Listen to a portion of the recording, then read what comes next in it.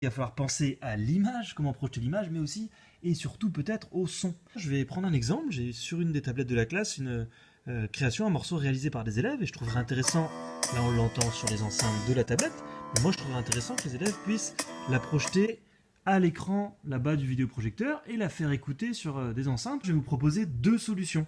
La première solution, ça va être une solution filaire, donc il va falloir brancher la tablette. Pour ça, j'aurai besoin d'un premier adaptateur pour projeter l'image, d'une paire d'enceintes ou d'enceintes avec un câble mini jack et du câble du vidéoprojecteur, le câble VGA que vous avez sans doute dans vos classes.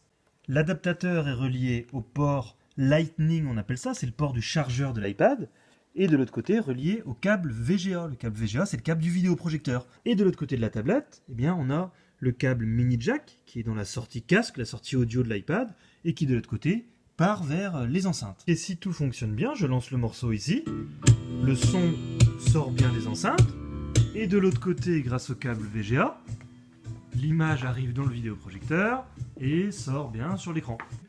Selon les housses que vous avez pour vos iPads, il va falloir sortir l'iPad de la housse pour que le son passe bien, sinon le mini jack va rester un peu bloqué. Alors cette solution filaire, elle fonctionne très bien, par contre elle a l'inconvénient que les élèves doivent se déplacer pour arriver jusqu'aux enceintes et jusqu'aux deux câbles à brancher.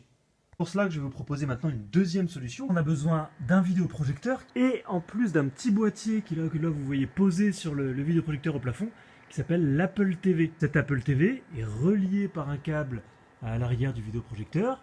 Ici, c'est pas le câble bleu, ça c'est le câble pour aller jusqu'à l'ordinateur ou jusqu'à l'adaptateur de tout à l'heure, mais c'est le câble noir, ici un câble qui s'appelle le câble HDMI. Depuis la tablette, je vais ouvrir le menu, je vais choisir ici recopie de l'écran, je vais sélectionner le nom de mon Apple TV. Ça y est, l'image est bien en train de passer de la tablette au vidéoprojecteur, sauf que là, il va falloir penser à avoir un son de qualité. L'Apple TV reçoit l'image et le son, mais l'Apple TV envoie le son avec le câble HDMI dans le vidéoprojecteur. Ça veut dire que si on n'y prend pas garde, on va avoir le son qui sort du vidéoprojecteur. Il ne va pas être de qualité suffisante pour nous enseignants. Déjà, il ne va pas être assez puissant.